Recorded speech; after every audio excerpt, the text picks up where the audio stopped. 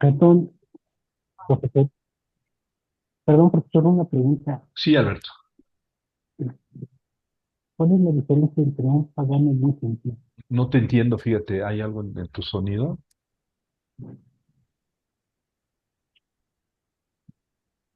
Ah, ya se nos fue, se nos ¿Ya me fue. escucha? Sí, ahora sí. Una pregunta a lo mejor un poco fuera de lugar.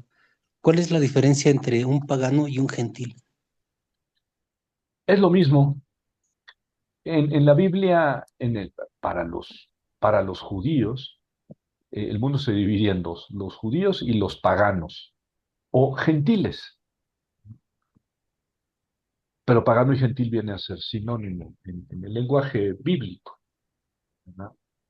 Creo que pagano es una palabra, no me crean mucho, creo que es una palabra latina que quiere decir pueblerino, literalmente, los que vivían al margen de, pero muy pronto se entendió como los no creyentes, los que no aceptaron la religión.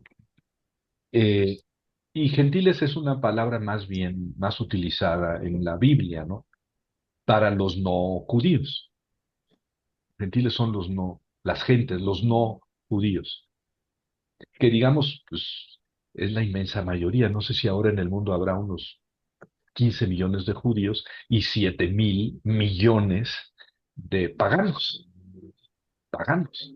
según los judíos, ¿verdad? Claro que esta es una terminología que también usó la Iglesia católica o la Iglesia cristiana. Los paganos son los que no creen en Cristo. Entonces, nada más se cambia un poco la, el significado o el objeto, pero la intención es la misma, ¿no? Bueno, lo importante es que para el judío en la Biblia el gentil es el que no es judío.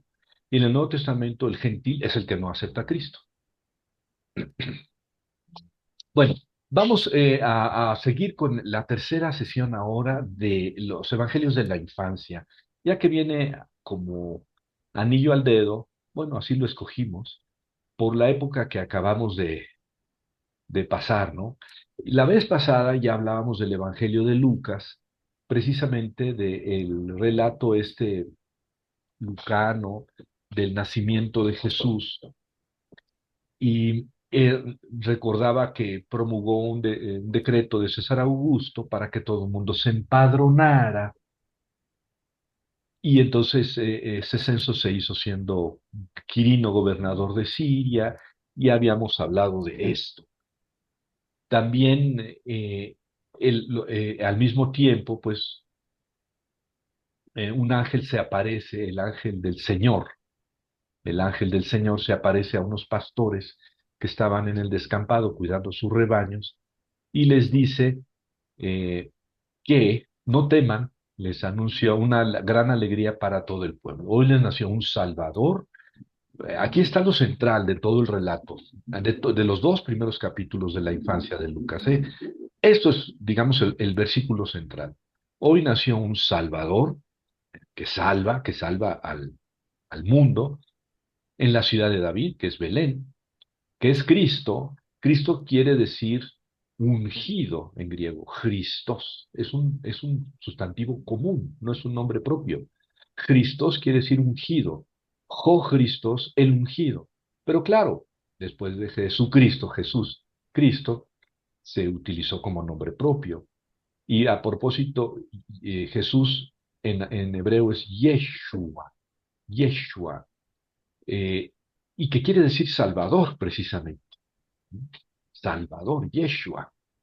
Entonces le nació un Salvador, un Yeshua, en la ciudad de David, que es Christos.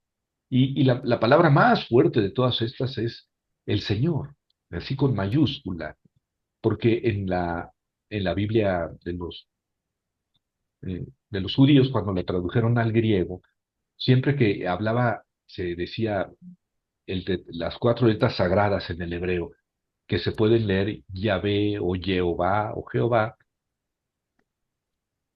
los, los judíos tradujeron al griego Kyrios, Kyrios, que quiere decir Señor, Jo Kyrios, el Señor. Nosotros conocemos esa palabra por la misa católica, el Kyrie eleison, que quiere decir, oh Señor, ten piedad. Kyrie es la palabra en vocativo, ¿verdad? Oh Señor. Bueno, entonces los judíos, cuando tradujeron la Biblia al griego, el Antiguo Testamento al griego, siempre que se encontraban con la palabra Yahvé o Jehová, tradujeron el Señor. Por eso es aquí muy importante. El anuncio de los ángeles es, les ha nacido el Señor, o sea, les ha nacido Dios. Y diría que esa es la principal afirmación de los evangelios de la infancia. Jesús es el Señor. Y es el Cristo, es el ungido y es Yeshua, es un Salvador. Claro que la palabra Salvador, como la palabra Cristo, pueden entenderse como sinónimos. Cristo, el ungido, se puede traducir también como rey, porque se ungía al rey. Y entonces los judíos esperaban un Mesías, es decir, un rey libertador que los salvara, pero no que los salvara de la muerte, sino de la muerte eterna, y ya saben, ¿no? Sino de los romanos, que los salvara de la opresión, de la sujeción, de la ocupación que los romanos tenían bueno, con medio mundo, pero entre ellos también con los judíos. Entonces, Salvador y Cristo los podemos entender en la misma línea como una salvación de este mundo, en este mundo, para los problemas de este mundo. Pero cuando decimos es el Señor, caray, pues ya no pensamos exclusivamente en, ay, no más.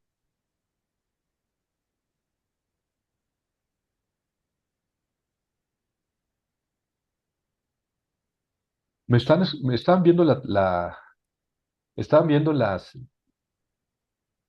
estaban viendo La la presentación todavía no. presentación.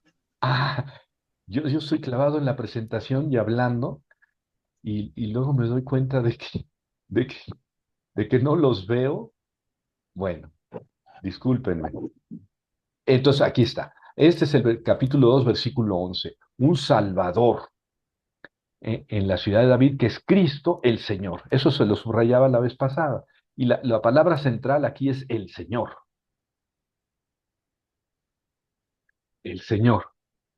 Y luego ya viene todo lo demás. Esto lo vimos la sesión anterior. Fíjense que en realidad, bueno, he leído algunos libros. Hay un autor que tiene 4 libros así, de este tamaño, de este grueso, que habla sobre los evangelios de la infancia. Y y bueno, se dedica en buena parte de sus libros a decir que cada uno de los detalles que dice Lucas y que dice Mateo son históricos, que realmente pasaron.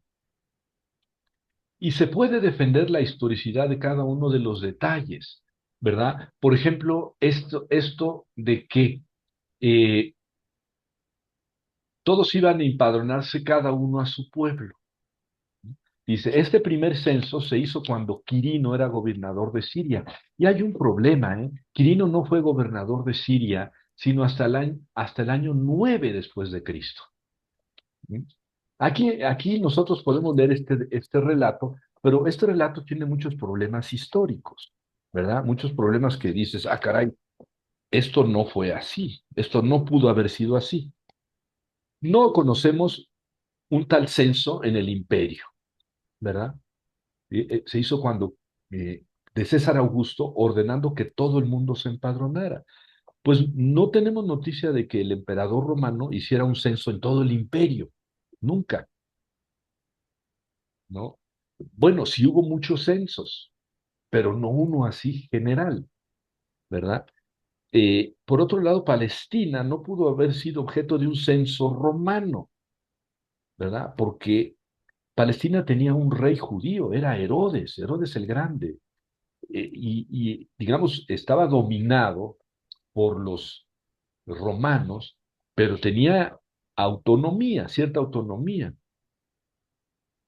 Eh, y luego que fuera cada uno a la ciudad de origen, es decir, todos los que descendían de David tenían que ir a Belén, cuando lo normal de un censo y de los censos en el Imperio Romano eran, pues cada quien es censado en el lugar donde vive, no en el lugar donde nació, ¿verdad?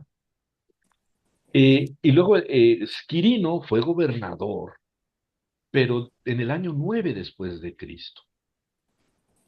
O, no me crean mucho si sé, 6 o 9, pero después de Cristo.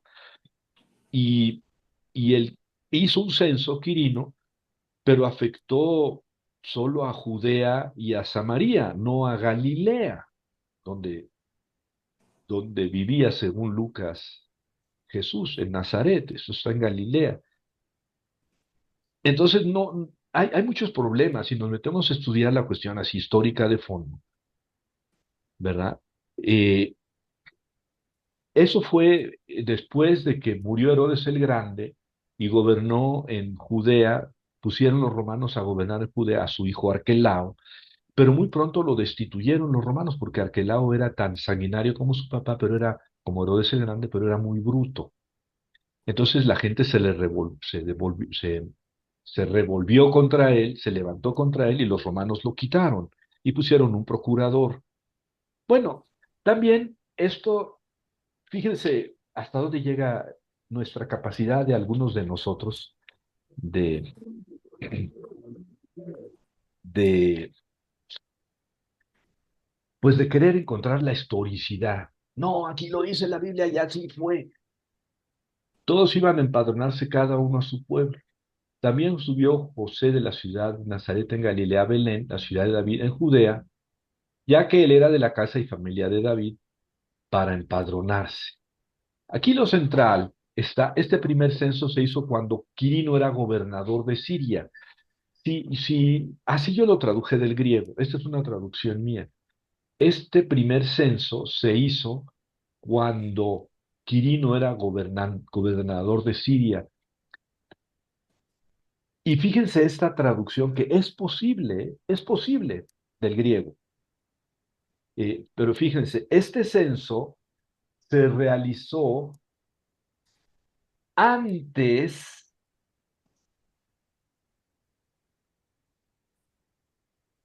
del que se realizara eh, en tiempo de Quirino, gobernador de Siria.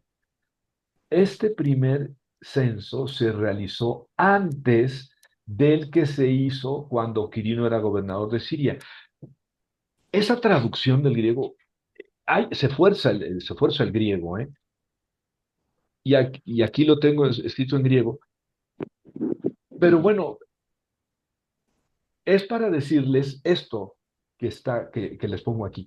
Se puede defender la historicidad de todos los detalles. Bueno, no es que Quirino fuera gobernador de Siria, pero es que antes de ser gobernador de Siria, pues ya era un legado que tenía cierta importancia. Y entonces lo que nos está diciendo es que en su tiempo, ¿verdad? En tiempo de Quirino, gobernador de Siria, sí, pero antes de que fuera gobernador de Siria, pero en tiempos de Quirino.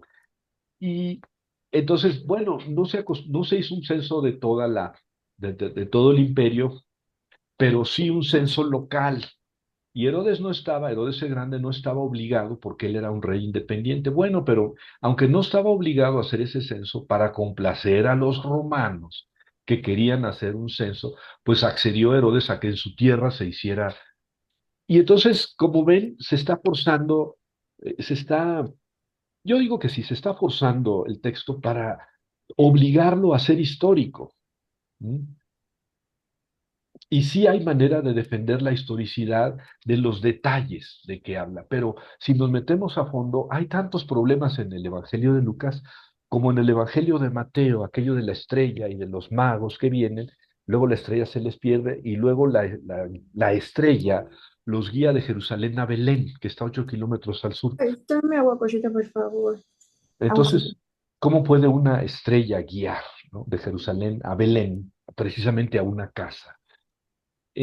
Pero se puede defender la historicidad. Yo estuve hace tiempo en una conferencia de un gran amigo, este, que nos estaba hablando de cómo estaba la disposición del cielo, las estrellas, justamente cuando nació Jesús, ¿no?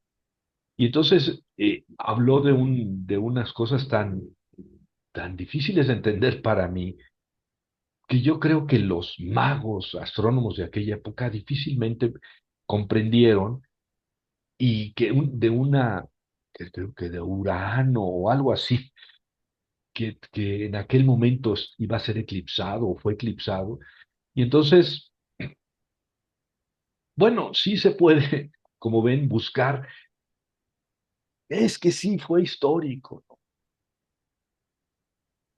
Pero eh, a mí me parece que estamos en el camino equivocado. Si queremos demostrar que cada uno de estos detalles es histórico, nos metemos en un berenjenal del cual es muy difícil salir. Bueno, que fueron a Belén debido al censo. Ellos vivían en Nazaret, ¿no? José y María, pero María estaba embarazada, José tuvo que ir a Belén, se llevó a María, su esposa, que estaba embarazada. Bueno, fueron a Belén, Betlehem, que era el lugar donde había nacido David. Y David, curiosamente, como ustedes saben, según la Biblia, pues era pastor. Era el más pequeño de sus hermanos, y mientras sus hermanos estaban en el ejército de Saúl, David era pastorcito. Y ese fue el que mató a Goliat con su honda y con una piedra. Bueno, eso ayuda, a lo mejor, pues uno de los motivos por los que Lucas habla de pastores, ¿verdad? Porque, bueno, David era pastor, Belén es la ciudad de David, y de ahí van a ser el hijo de David, el sucesor de David, el nuevo Salvador y Mesías. Si no había lugar en la posada, pues tampoco podemos pensar que había muchas posadas en Belén, o sea, muchos albergues. Pero si tenían que ir ahí los que habían nacido de la descendencia de David, pues seguramente no fue José y María, no fueron los únicos que no encontraron lugar, ¿verdad? Sería muy extraño. Lo digo porque pues nosotros tenemos esta tradición en el nombre del cielo, y es una tradición muy linda, y qué bueno que la hacemos y la vivimos, pero es tan difícil eh, historificarla. Sería muy complicado pensar que hubiera más de una posada en un pueblo tan pequeño como Belén, que aún ahora es un pueblo pequeño.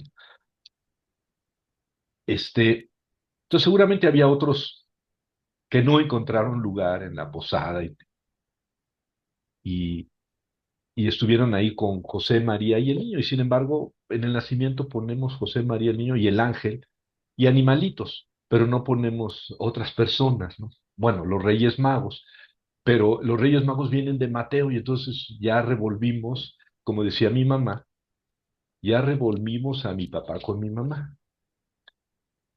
Ángeles, pues sí, los ángeles que anuncian y que se unen al ángel de Yahvé, de Dios, que está anunciando esto a pastores, los pastores, el pesebre, poner al niño en un pesebre, o cueva, porque ahora que vayamos a Belén, pues si visitamos el lugar del nacimiento de Jesús, es una cueva. Ahí vivió San Jerónimo en el siglo V, eh, a principios del siglo V, 380, 420 por ahí. Ahí se fue a traducir la Biblia al latín, fue el que tradujo toda la Biblia del hebreo y del griego al latín. Bueno, no todo, pero casi todo. Y es una cueva. Y si vamos al lugar donde está la estrella que dice, aquí nació el Hijo, aquí se hizo carne, aquí Dios se hizo carne, pues es una cueva. Y entonces la tradición de la cueva no checa mucho con la tradición de un establo, un pesebre. Y ya Justino, a mediados del siglo XII, en el 150 después de Cristo, Justino decía que había sido una cueva, ¿verdad? Y San Jerónimo, 200 años después, también. La tradición de la cueva es muy antigua. Y yo creo que en el fondo no se contradice tanto con la idea del pesebre y de un establo, porque las cuevas solían utilizarse como establos, ¿verdad? Bueno, todo esto por la cuestión pintoresca que presenta Lucas, en comparación con Mateo, de los magos, y que Lucas bueno, tiene a los angelitos, a los pastores, el pesebre, y donde había pues animalitos, ¿no? Lucas presenta a Jesús como Salvador, ¿eh? Salvador, dice ahí, es un Salvador. Y María dijo, cuando Dios le anunció, cuando el ángel le anunció, se alegra mi alma en Dios mi Salvador. Entonces Lucas no está distraído, ¿eh? Está diciendo, este Salvador es con mayúscula, no es un Salvador, no es Yeshua que nos va a salvar de los romanos, es un Salvador con mayúscula. Y en eso está pensando Lucas. La tradición sobre Jesús, como le decía la vez pasada, no se ocupó del nacimiento de Jesús y de su infancia. De hecho, no tenemos relatos de la infancia de Jesús. Entonces, ¿por qué estos evangelios se llaman de la infancia? Pues porque así se llaman, así les dicen, pero no hablan de la infancia de Jesús.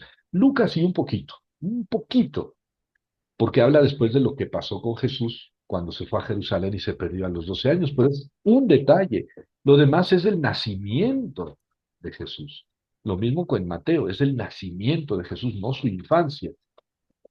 Después de ese detalle, a los 12 años, Lucas se brinca a los 30 años de Jesús cuando andaba ya predicando, cuando empieza a predicar después del bautismo.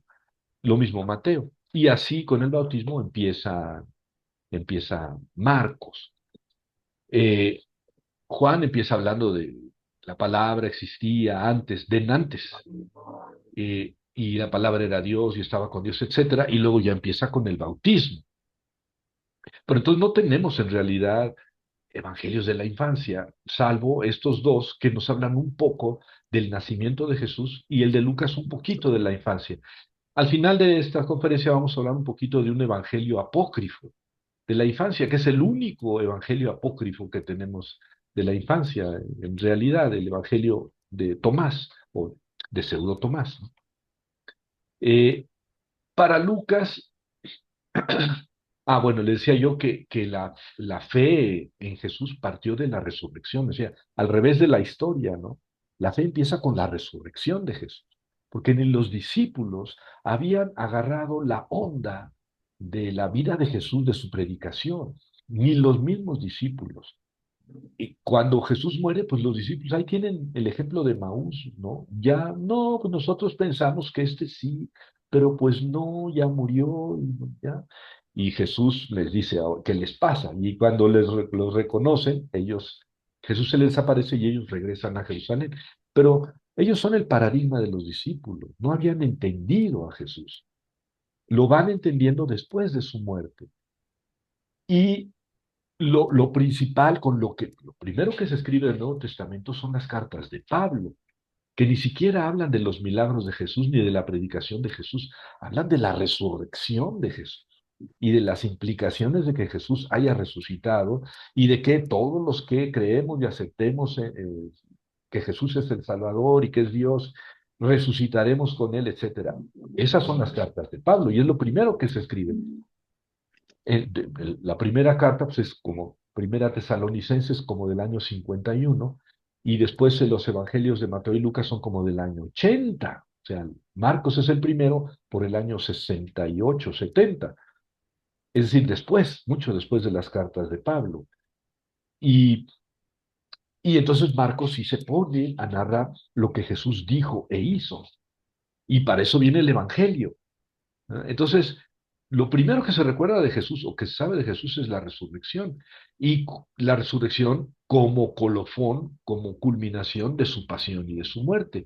Y luego empezamos a rescatar lo que Jesús hizo y dijo. O sea, la vida de Jesús viene después de haber aceptado a Jesús, de su resurrección y de su pasión.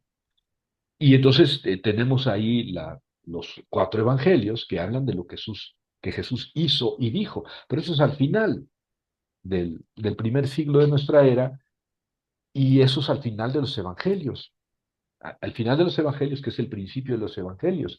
Solo Mateo y Lucas se dan tiempo para hablar de algo que viene perdónenme la expresión, más después, que es, pues el nacimiento de Jesús. ¿Quién era? ¿Y qué tradiciones había sobre el nacimiento de Jesús? Yo creo que eran muy pocas. O sea, nadie se preocupó del nacimiento y de los primeros años de la vida de Jesús. Nadie se preocupó de eso. Estaban muy preocupados de la muerte, de la resurrección y a veces de lo que Jesús había dicho y hecho. De su nacimiento y eso.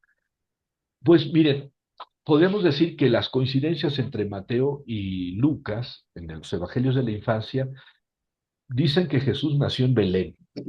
Entonces esto debió haber sido una tradición muy antigua, ¿verdad? Jesús nació en Belén. Claro que para Mateo, José y María vivían en Belén, ¿verdad?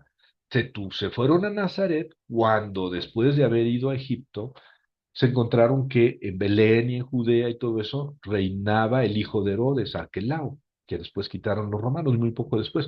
Entonces ellos se fueron, para no quedarse ahí, se fueron a Nazaret. Por eso Jesús estaba en Nazaret, pero ellos eran de Belén. Y Lucas dice, no, no, ellos vivían en Nazaret, pero José y María tuvieron que ir a Belén a empadronarse y ahí nació Jesús. ¿Ven? Bueno, el caso es que la tradición antigua debió haber dicho, bueno, que Jesús nació en Belén. Mateo lo arregló de una forma y Lucas de otra. ¿Qué más? Que María era virgen. María era virgen. Este, ah, ahorita voy a eso. ¿Y qué otro detalle? Pues, párales de contar. O sea, en lo demás son diferentes, ¿verdad? Entonces, para Lucas, Jesús es un judío que cumple con las expectativas de la historia de Israel. Es el Mesías, sí, es el Salvador, sí, es el Quirio, sí, pero es un ser humano. ¿Ven? No cayó como un meteorito del cielo con 30 años de edad para ser bautizado. ¿No? No, no, no, él nació, es como un niño normal, digamos, y creció como un niño normal en Belén, una ciudad del centro de Judea. Entonces Lucas quiere, digamos, historificar, darle realidad a Jesús. No porque Jesús fuera un mito, no, sino porque faltaba ese detalle, ¿no? Faltaba ese detalle, hablar de sus papás y de las circunstancias de su nacimiento. La aparición del ángel del Señor y el mensaje del ángel que Jesús es Salvador, Mesías y Señor es lo central de todos los 2 capítulos de Lucas, ¿verdad? Es lo central del pasaje. Muestran que el relato es simbólico, lo que está alrededor de eso. Esta es la afirmación fundamental. Jesús es Salvador, es Mesías y es Señor, o sea, es Dios. Lo demás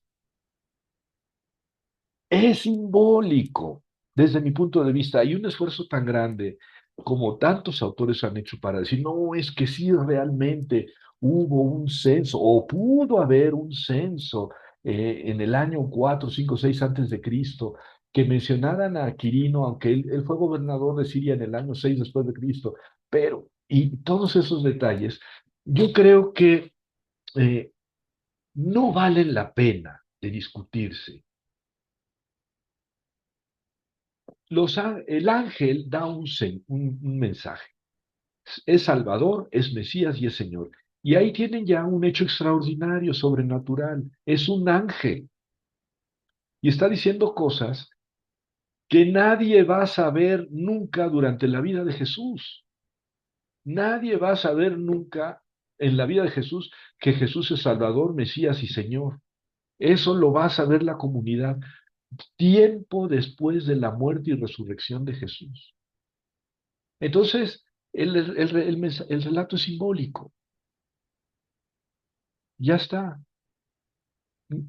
Si nos ponemos a buscar y a partirnos la cara para defender que es histórico y que así pasó, yo creo que estamos por el camino equivocado, porque entonces no vamos a entender ¿qué es lo que nos quiere decir Lucas en realidad?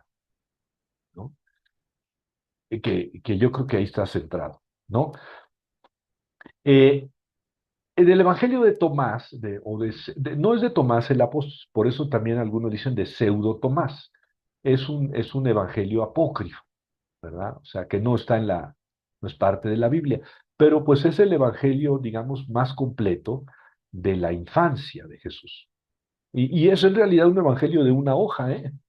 Si lo leen, lo pueden bajar en la internet, ponen Evangelio de Tomás o de Pseudo Tomás de la infancia, porque está el Evangelio de Tomás, ¿cómo se llama? Agnóstico. Esa es otra cosa. No, pongan Evangelio de la infancia de Tomás o de Pseudo Tomás, así en Google, y el Evangelio es de una página. Es el único Evangelio propiamente de la infancia porque nos habla de la infancia de Jesús. Se escribió a mediados del siglo II, más o menos 150 después de Cristo. Ahí se dice que Jesús hizo varios milagros entre los 6 y los 12 años. Y ahí en el dibujo ese que les puse está Jesús con un pajarito, porque Jesús hizo 12 pajaritos de barro, 12 pajaritos de barro. Y entonces tuvo un problema, porque el papá de uno de los niños, compañeritos de Jesús, este, le fue a decir a su papá de Jesús, a José, oye, tu hijo anda trabajando en sábado, fíjate que hizo 12 pajaritos de barro en sábado, y eso no se puede hacer, eso es trabajo. Y sábado en español viene del hebreo Shabbat, sábado, sábato en italiano. Shabbat quiere decir terminar, cesar, es un día de descanso. Dios descansó ese día y por eso se llama Shabbat. Este, y para los judíos de aquella época, pues era sacratísimo el sábado, no se podía trabajar. Entonces va con José y le dicen, oye, tu hijo. Y entonces Jesús dice, mira, y le sopla a los 12 pajaritos de barro que había hecho, y los pajaritos se van volando. Creo que es la imagen más simpática de este evangelio. También purificó agua de lluvia solo con su palabra. Ustedes ven que es una zona muy árida, Palestina. Eh, también mató al hijo del sumo sacerdote con su palabra. Sí, le dijo, si esto es así, tú te vas a morir en este instante. Y pum, que se muere el chamaquito. Sí, no es nada que digamos edificante este evangelio de la infancia de Jesús, ¿verdad? Y es que este chamaco, el hijo del sumo sacerdote, había destruido esos depósitos de agua que Jesús había hecho para purificar el agua de lluvia. Entonces Jesús lo mató con su palabra. Es un evangelio muy pintoresco, es muy, muy corto y es un evangelio posterior, ¿no? Posterior a la Biblia, posterior al Nuevo Testamento.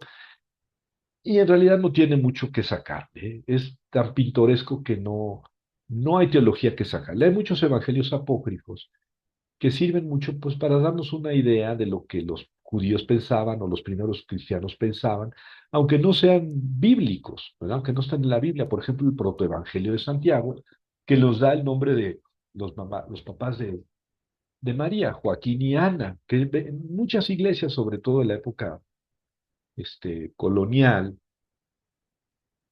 está María y a los lados están Joaquín y Ana. En muchas iglesias barrocas y de la colonia hay estatuas o pinturas de Joaquín y Ana, los papás de María, y esos nombres nos los da el protoevangelio de Santiago. O sea, pues sí, son apócrifos, pero eso no quiere decir que sean mentirosos o que sean contra la fe. Más bien, transmiten muchas cosas bien interesantes que no quedaron dentro de la Biblia, pero vale la pena estudiarlos. En contra, pues bueno, vale la pena porque es una página, el Evangelio de la infancia de Pseudo Tomás. Bueno, en síntesis, se trata de Mateo y de Lucas, se trata de dos narraciones simbólicas, desde mi punto de vista. Ponernos a buscar ahorita la situación cosmológica de aquella época no nos va a conducir a entender el Evangelio de Mateo, que vinieron tres magos del Oriente, o magos del Oriente, sin que se diga tres. Se ha deducido que eran tres porque ofrecieron oro, incienso y mirra. Entonces eran tres.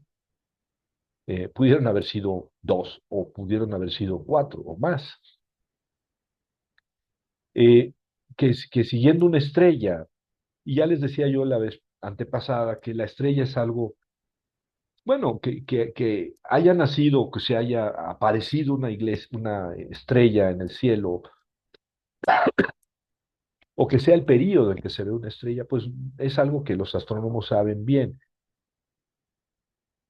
pero que esa estrella haya guiado a aquellos magos justamente a una casa, pues eso ya, si no vemos ahí que eso es simbólico, eso no puede ser científico, porque no, ¿cómo? Si estés donde estés, vas a ver la estrella a lo lejos, y 50 kilómetros más al norte, al sur, al este, al oeste, la estrella la vas a ver en cierto horizonte y no te va a conducir a una casa en específico.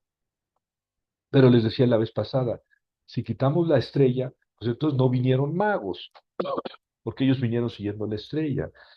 Y si no vinieron magos, entonces no se presentaron con Herodes, y Herodes no mandó matar a todos los niños menores de 2 años de Belén y su comarca.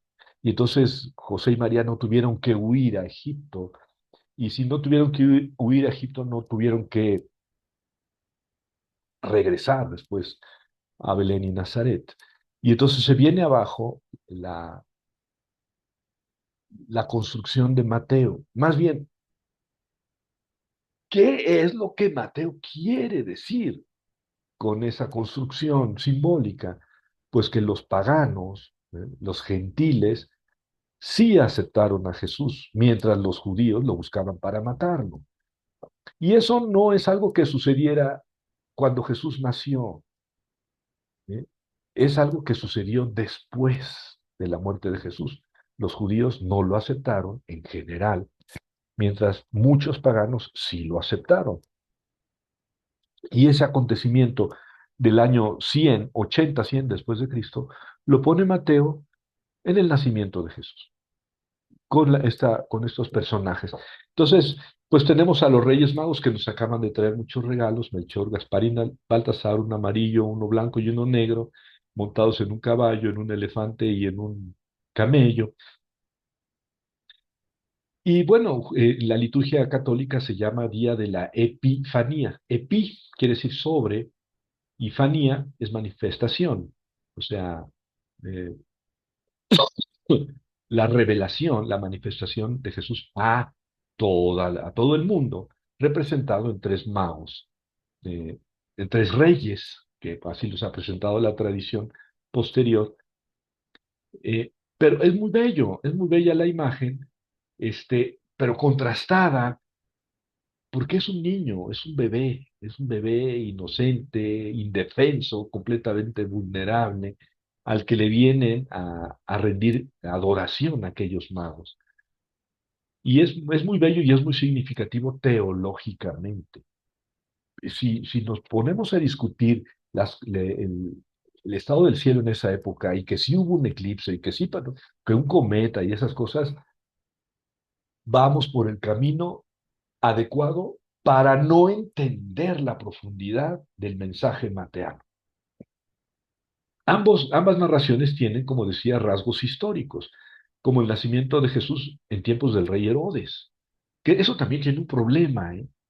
Sí, porque Herodes murió antes de Cristo, en el año 4 antes de Cristo, y entonces tendríamos que mover el nacimiento de Cristo a 6 antes de Cristo.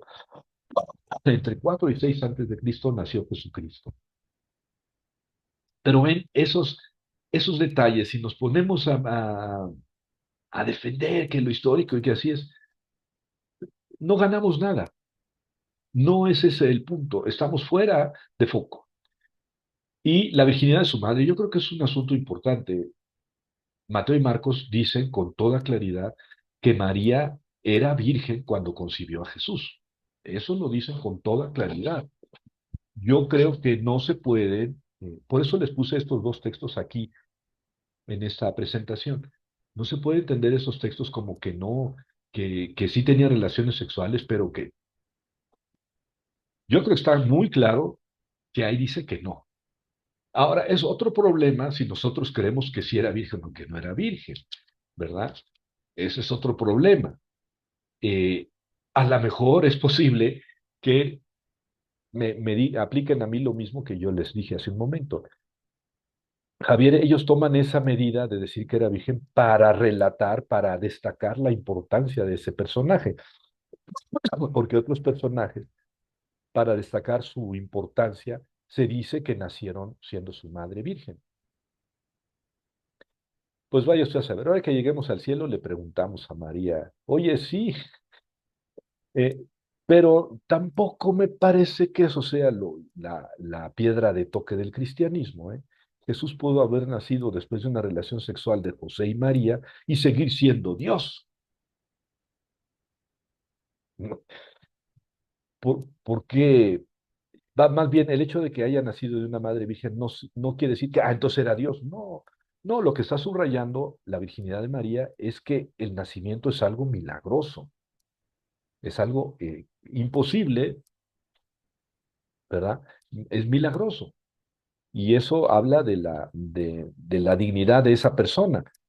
Pero no está, imagínense que estos dos autores, Mateo y Lucas, están queriendo decir es que la relación sexual de los padres es una cochinada y Dios no pudo haber nacido después de una cochinada. Pues ¿quién hizo la relación sexual? Génesis 2 los puso en el paraíso y dijo, por eso deja el hombre a su padre y a su madre y se une a su mujer y hacen una sola carne. Capítulo 2 versículo 18 del Génesis. O sea, que ya en el paraíso, antes del pecado, Dios hizo bueno, es que el ser humano es así. Y entonces ahora decir que es cochinada, no, no es por eso por lo que Jesús nació de una madre virgen. Por lo menos no es lo que quieren decir Mateo y Marcos, ¿no? Podríamos hablar de eso en otras conferencias, ¿no? Pero no es lo que dicen Mateo y Marcos. Ellos quieren subrayar el milagro, no que la relación sexual fuera sucia, ¿no? Es ciertamente que Jesús, al parecer, vivió célibe, y también probablemente Pablo, a lo mejor Pablo era viudo, pero los demás apóstoles y Pedro y los hermanos del Señor, dice Pablo en la primera carta a los Corintios, son casados y llevan a su esposa a la predicación y viven de la predicación ellos y sus esposas. Pero eso dice Pablo, de todos, dice todos, los apóstoles y los hermanos del Señor y Cefas, el periquito. Entonces todos eran casados. Y yo creo que en las peregrinaciones de Jesús de un pueblo a otro, pues con frecuencia iban las esposas de los apóstoles. Imagínate que yo soy Pedro y le digo a mi esposa, le digo, oye, mi amor, fíjate que el Señor nos pide que vayamos con Él a Puebla, pero tú quédate aquí, tú no te preocupes. Va a ir Lolita a acompañarme y echarme las gorditas. Pues toma tu Lolita. No, no, seguramente iban las esposas de los apóstoles. Claro que los evangelios se centran en los varones, pero ya Lucas nos dice que con Jesús iban muchas mujeres, muchas. Lucas 8:3. Desde que andaba predicando en Nazaret, iban muchas mujeres. Y luego muchas de esas mujeres, o algunas de esas mujeres, fueron las que fueron al sepulcro y vieron, bueno, y el primero vieron dónde lo crucificaron, estuvieron cuando fue sepultado y luego fueron al sepulcro el primer día de la semana y se encontraron con que Jesús no estaba en el sepulcro. De esas mujeres que iban con ellos. Claro que si no les buscamos bien, no nos damos cuenta de que con Jesús iban mujeres, no nada más son. Y Pablo dice, primera carta a los Corintios, capítulo 9 versículo 4, ya parezco protestante, este, que Pedro, los hermanos del Señor y los discípulos del Señor llevan a sus esposas a la predicación y todos viven de la predicación. Y dice Pablo, yo también tendría derecho a cobrar por predicarles, pero he renunciado a ese derecho. Bueno, probablemente Pablo tenía sus ideas, ¿no? Eh, pero, pero, los, pero Jesús no escogió puros célibes, ¿eh? Ni Juanito, no escogió puros, más bien escogió puros casados. Y a Pablo, sí, pero a Pablo fue después, porque Pablo no era de los apóstoles. Escogió puros casados. Bueno, entonces, la virginidad de su madre es un detalle muy interesante, que ahí está. Que después del nacimiento de Jesús, María haya tenido relaciones sexuales con José y haya tenido otros hijos, pues eso no se dice en el Nuevo Testamento, no se dice. Después se habla en ciertas ocasiones de los hermanos de Jesús, así Adelfoi, hermanos de Jesús, Adelfoi de Jesús, y, y sus hermanas. Y claro que a muchos católicos me ha tocado que quisieran borrar esa palabra del Nuevo Testamento. ¿Cómo que hermanos de Jesús? ¿Cómo que hermanas? Bueno, es que en realidad eh, nunca se afirma positivamente que María fue virgen por siempre. No, fue virgen cuando concibió a Jesús. Que fue virgen siempre es una tradición muy bella y muy constante en la iglesia. Pues sí, pero no está afirmado en la Biblia, no está afirmado. Y los hermanos de Jesús pudieron haber sido hermanos de carne y hueso, hijos de José y María. Por eso surgió también en el siglo II el protoevangelio de Santiago, que es el otro que medio toca algo de la infancia de Jesús. Pero no habla en realidad de la infancia de Jesús, habla también del nacimiento. Y ahí dice que Jesús nació, salió del seno de María, del vientre de María, como un rayo de luz atraviesa un vidrio. No rompió el himen, no rompió el sello de la virginidad de María. María era virgen cuando concibió a Jesús y Jesús no rompió su sello de la virginidad al nacer, sino que nació. Y y ese protoevangelio de Santiago dice que María entonces fue virgen antes del parto, durante el parto y después del parto. Y es una tradición que se reza en el rosario católico. Y está muy bien en el rosario, sacada del protoevangelio de Santiago, pero es una tradición muy antigua en en la iglesia cristiana. En la iglesia cristiana. Eh, no es, la virginidad perpetua de María no es un dogma de fe, ¿verdad? Entonces puede creer o no creer, aceptar o no aceptar, pero también a mí me parece que es un poco gastar la pólvora en infiernitos, ¿verdad? Este, ese no es el punto de la fe cristiana ni católica, eso no es un punto ni siquiera relativamente importante. Que si María se fue al cielo en cuerpo y alma, la asunción de María y la Inmaculada Concepción, caray, tantos dogmas nos separan a unos de otros, a una iglesia de otra, pero que no dan en el blanco, que no tratan de lo esencial de la fe, ¿no? Eh, Defender la historicidad de los detalles desvía la atención a asuntos irrelevantes para la narración. Esto es mi punto, ¿eh?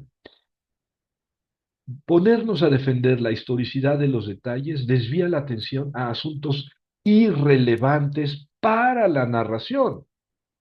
La narración lo dice, Javier, sí, la narración lo dice, pero no es lo más importante para la narración. Son detalles que nos quieren mostrar algo más importante.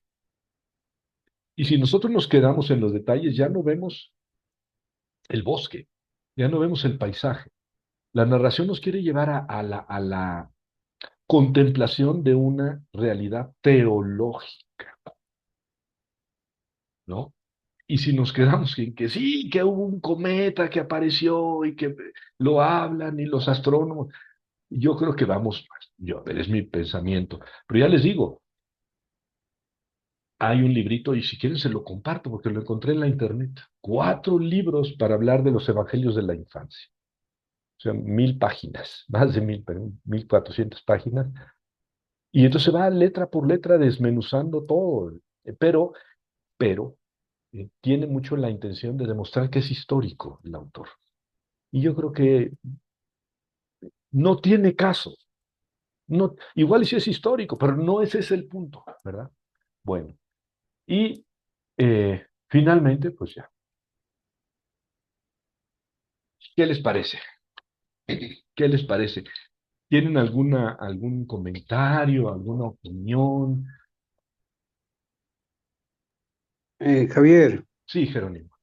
en el Evangelio de Tomás o de Santiago hay una partecita que es apócrifo, que dice que Jesús era bien violento, que otro niño como que se peleó y le dio recio.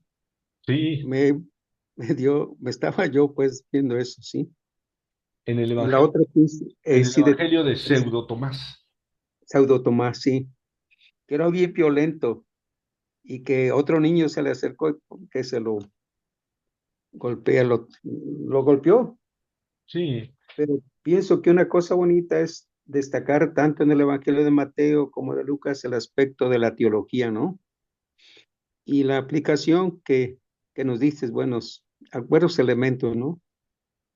Para lograr esa unidad también que nos hace falta.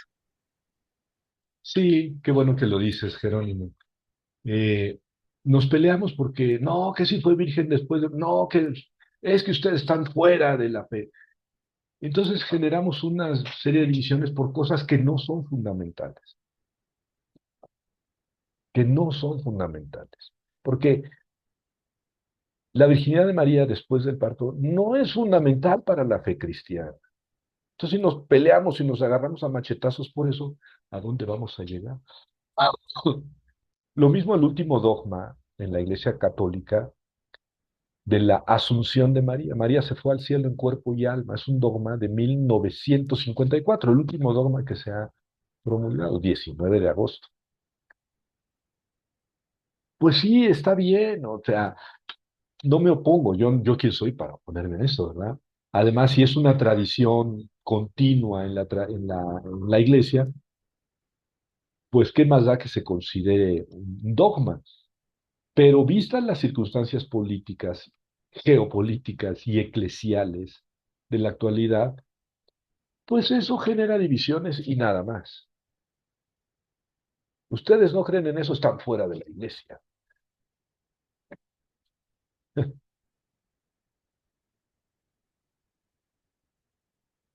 Pero hay mensajes muy bonitos y muy constructivos en el Evangelio de la Infancia de Mateo y en el Evangelio de la Infancia de Lucas, ¿no?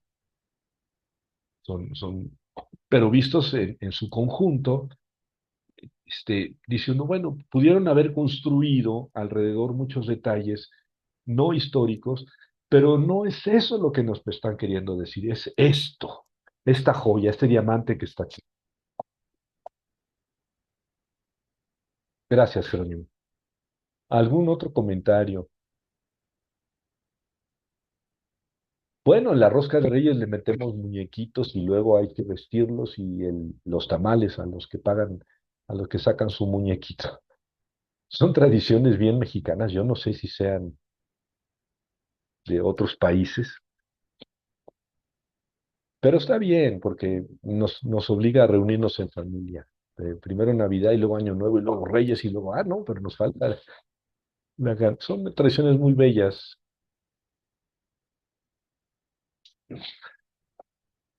que yo creo que ni vale la pena discutirlas.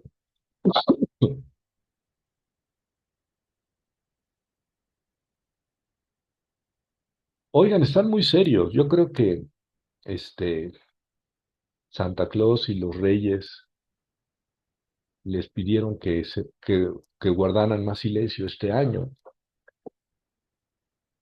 o están muy cansados de las fiestas. Están muy cansados de las fiestas. Bueno, miren,